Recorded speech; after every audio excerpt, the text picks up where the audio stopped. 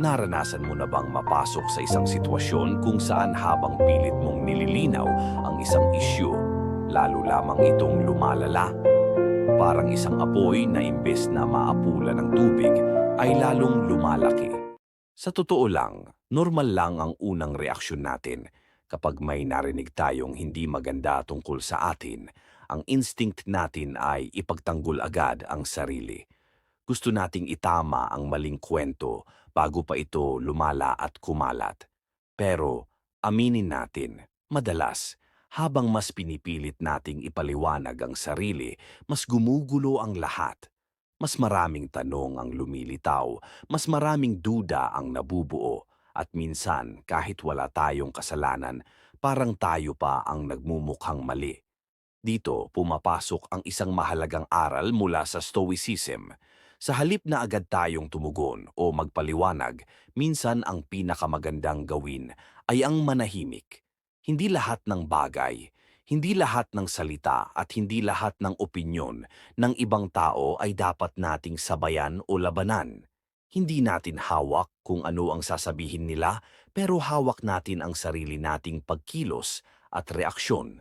Minsan sa katahimikan natin, mas lumalabas ang totoong lakas, hindi dahil natakot tayong magsalita, kundi dahil pinili nating hindi magpakain sa kaguluhan. Hayaan nating ang katotohanan ang magsalita para sa atin sa tamang panahon. Dahil ang tunay na pagkatao ay hindi kailanman nadudungisan ng maling akusasyon. Nadudungisan lamang ito kung paano tayo tumugon. Kaya sa susunod na maramdaman mong kailangan mong ipaliwanag ang sarili mo, huminga ka muna ng malalim. Tanungin mo ang sarili mo, kailangan ko ba talagang magsalita o baka mas malakas ang mensaheng hatid ng aking pananahimik? Heto ang 10 paraan para maiwasan ang ganitong situation at bago yan like naman ng video at subscribe para makagawa pa tayo ng stoic lesson sa buhay. Number 1. Huminga ng malalim at maghintay bago sumagot. Hindi kailangang agad-agad sumagot. Bigyan mo ng ilang segundo ang sarili mo para pakalmahin ang emosyon bago magsalita. Number 2. Piliin ang mga salitang bibitiwan. Kung kailangan mong magsalita, gamitin ang mahinahon at maingat na salita. Iwasan ang mga salitang pwedeng makasakit o magpainit pa lalo ng sitwasyon. Number 3. Pangatlo, tinatanggap mo ang pagkakamali bilang leksyon. Hindi mo na kinikitaan ang sarili bilang talunan kapag nagkamali ka. Alam mong bahagi ito ng iyong pag-unlad. Number 4. Huwag personalin tandaan. Ang sinasabi ng iba tungkol sa iyo ay mas madalas nagsasalamin ng sarili nilang pananaw, hindi ng tunay mong pagkatao. Number 5. At panglima, mas pinapahalagahan mo ang kapayapaan kaysa sa pagiging tama. Hindi mo na sinasayang ang enerhiya sa walang kwentang argumento.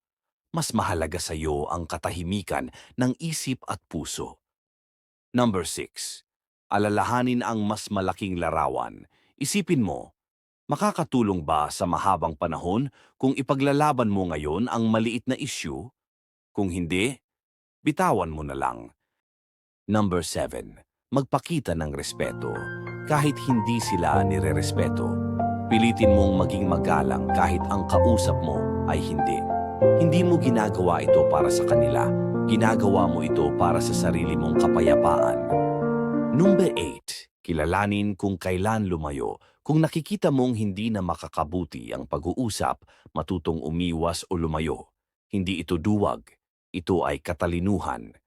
Number 9. Mag-focus sa kontrolado mo.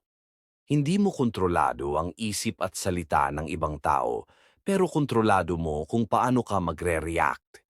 Lagi mong piliin ang reaksyong, hindi mo pagsisisihan. Number 10.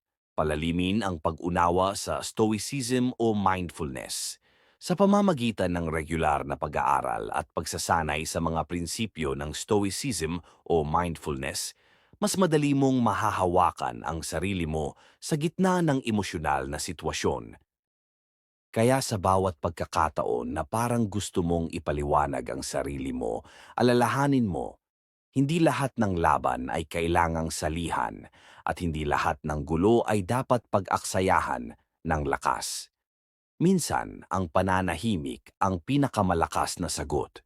Kung nakatulong sa iyo ang video na ito para mas maintindihan kung paano harapin ang ganitong mga sitwasyon, huwag kalimutang i-like ang video na ito at mag-subscribe ka na rin sa aming channel para sa mas marami pang kwento at aral na makakatulong sa iyong paglalakbay sa buhay. Maraming salamat sa panunood at tandaan, sa katahimikan,